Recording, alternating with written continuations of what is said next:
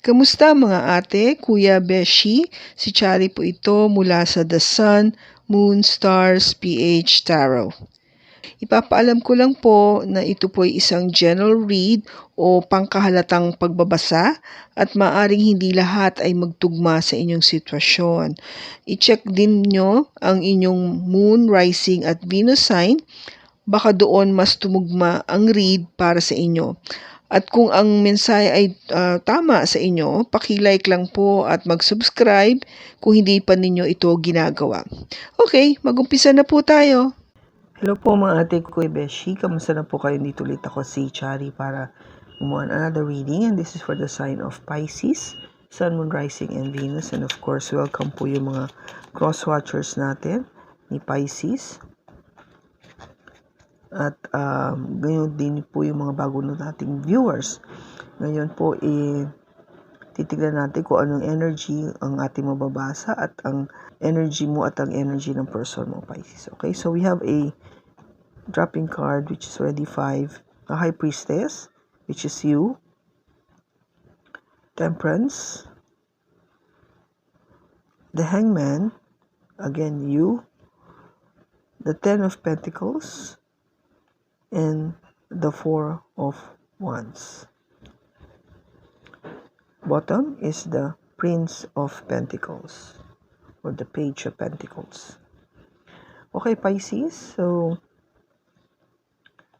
there is a solid offer, no? May matatanggap ka na solid offer from a earth sign, Taurus, Virgo, or Capricorn, or meron siya nito sa kanyang chart. Now, yung solid offer na to is something na at the beginning, maliit pa lang siya, no? Nothing really that big, pero it is telling you na seryoso siya sa'yo. Some reader would tell you na this could be also a sign of an apology. Kung may nagawa man siyang mali sa'yo sa past, so ito na yung opportunity na lalapit siya sa'yo para sabihin niya na, I'm sorry, nagkamali ako. Okay? If you're waiting for an apology. Now, kasi, ang gusto niya is maging maayos na kayo. Now, with the Three of Pentacles, gusto niya ma-work out yung relationship nyo. Willing siya to cooperate and make sure that things are, clear up pagdating sa any issue or any misunderstanding nagkaroon kayo before sa past. You know why? Kasi ikaw yung kanyang Two of Cups. Diba? Alam niya na ikaw yung kanyang person. This earth sign knows exactly that you are the one para sa kanya. Kaya lalapit siya, no? Magkikipag-communicate siya sa'yo, sasabihin niya sa'yo kung ano yung nasa kanyang damdamin, hihingi siya ng apology kung meron siya nagawang mali, at aayusin niya na maging maganda yung takbo ng relationship niyo. Kasi alam niya ikaw yung the one. And wow, nakikita niyo lang cards. Dahil nakikita niya ikaw yung new beginning. Nakikita niya na with this relationship, with this Two of Cups, with you, there is a wonderful new beginning. Something very solid. And the Sun, this is an energy coming from a Leo. So possible na meron din siyang Leo sa kanyang chart. Because you make this person very happy. Okay? So itong earth sign mo is very happy pagdating sa'yo. And I think you are also too. No? Happy ka sa kanya. Ganda ng cards. Okay, so let us go, no? Ito yung High Priestess. Ito yung energy mo, Pisces. You are the High Priestess. Ginagamit mo kasi ang intuition mo all the time. Pag meron ka mga bagay na hindi mo maintindihan, you just keep quiet, no? Sa totoo lang, mga kapwa kong Pisces. You keep quiet, you observe most of the time, sinasarili muna natin ang ating nakikita, naobserbahan. And kasi nga, we know how to keep secrets. Alam natin kung kailan tayo gagalaw o magsasabi dahil yun yung sinasabi ng ating intuition, no? We know when is the best time to speak or to move or to do some actions. Kasi nga, we have tempered already our emotions, no? Alam na natin, balanse tayo. We know how to balance our emotions. Yung gabay expert tayo pagdating dyan eh. Paano natin hinahandle yung ating damdamin o ating nararamdaman. Kaya, with the energy of the hangman, again, this is you, Pisces. You just keep still, no? Hindi ka masyadong kumikilos o nagbibigay ng any action or movement. Kasi you don't feel it is necessary. No, hindi kailangan. Bakit ba tayo gumaganyan, di ba? Parang chillax lang tayo dito eh. Kasi meron tayong ginagamit intuition. And we know we are balanced. So what the heck? Why do we need to move at all? Di ba? Parang wala tayong kailangan gawin. Now we know kasi this person with your earth sign, this is your Ten of Pentacles. Ito yun. Ito yung iniintay mo na that would provide everything for you. Hindi naman in a way na financially lang, but lahat, no? Siya yung Ten of Pentacles mo, Pisces. Siya yung, alam mo yung makikita na sa kanya, o doon mo sa kanya nakita yung pagmamahal, yung seguridad, that's security, yung feeling that you are secure with this person, that there is nobody else, that you both are grounded, no? Sa totoo lang kayo, practical kayo. So, you both understand each other. Napakaganda ng magiging takbo ng relationship. You jive, no? And nakikita mo na this person is for the long haul. Pang matagalan to. Yung tipong pang forever, no? Kaya, siya talaga yung Ten of Pentacles, which is what we all wanted. Now, with the Four of Wands, ito talaga, no? Marriage material to. Ito yung 11-11 card. So, this person is truly your twin flame or your soulmate. Alam mo siya, no? Itong dalawang card na to, magkatabi pa sila, magkasunod. It's all about marriage, all about the future, all about preparation, planning for the future. To be together. Okay? So, yun.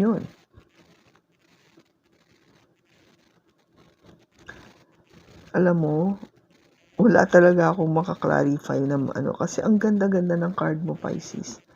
I don't want to clarify anything at all kasi they're all straightforward messages. Kaya, I leave it at ease. And then we go to your person. Ano yung energy ng person ni Pisces? We have the Page of Cups. I just want to show you. Page of Cups. Page of Pentacles. So, message.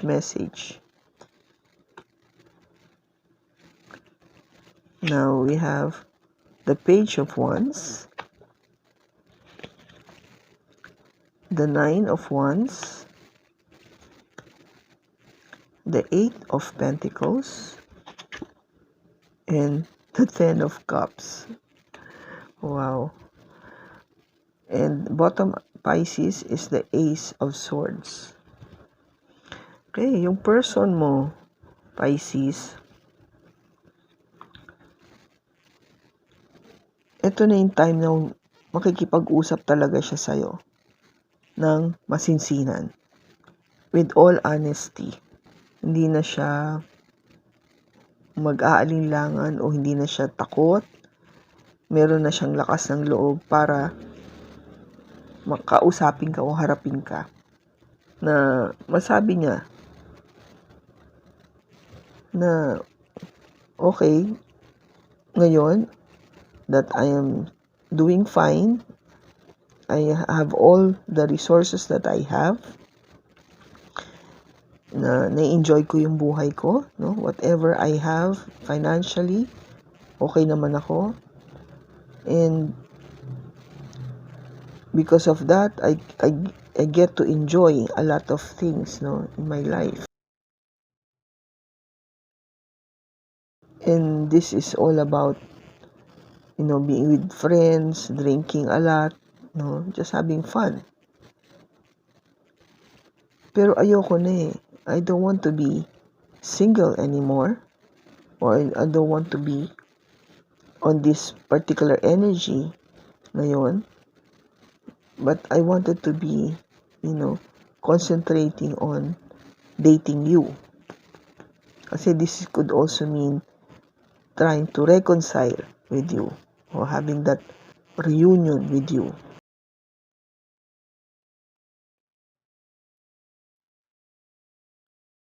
Kasi, sabi ko, di ba, may message. The message of love na ipapakita niya o sasabihin niya sa'yo. Not just love, but also yung passion towards you. Ito yung gusto niyang sabihin sa'yo o iparating sa'yo, Pisces.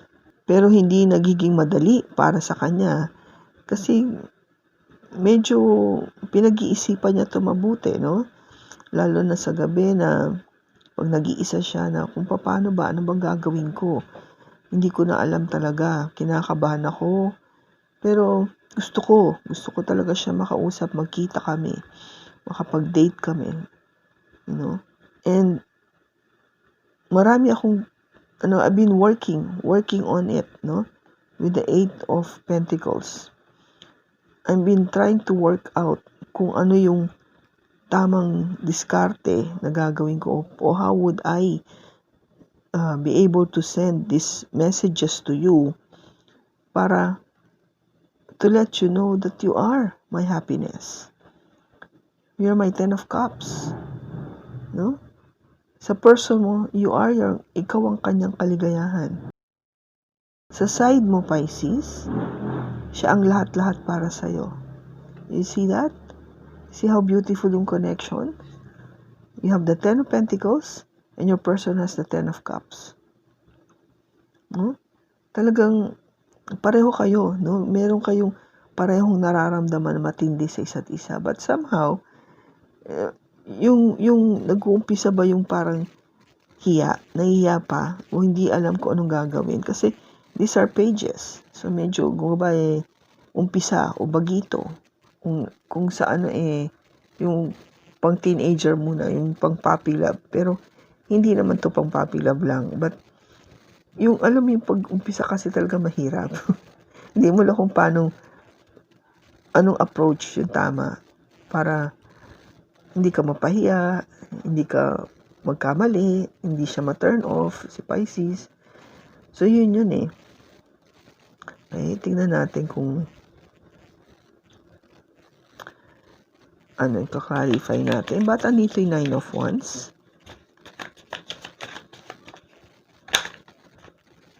We have the 10 of Swords.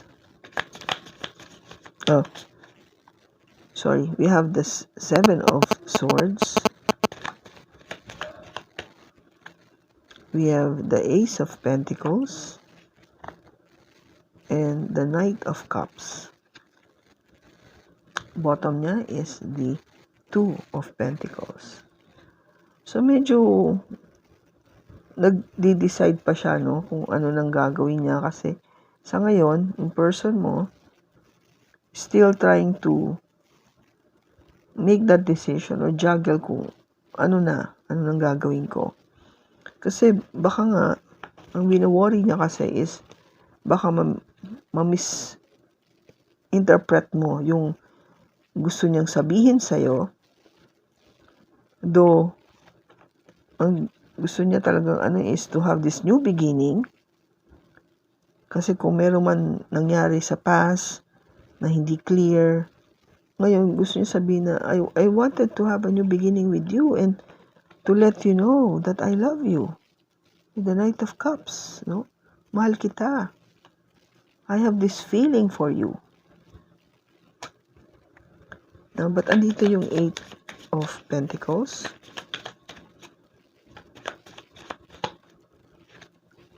We have the Empress, the Emperor, wow, and the 8 of Cups. Sa bottom niya is the 4 of Swords. So, alam mo yung talagang sa gabi pinag-iisipan niya mabuti kung anong diskarte gagawin niya dito. Kasi nag-work siya very hard. No?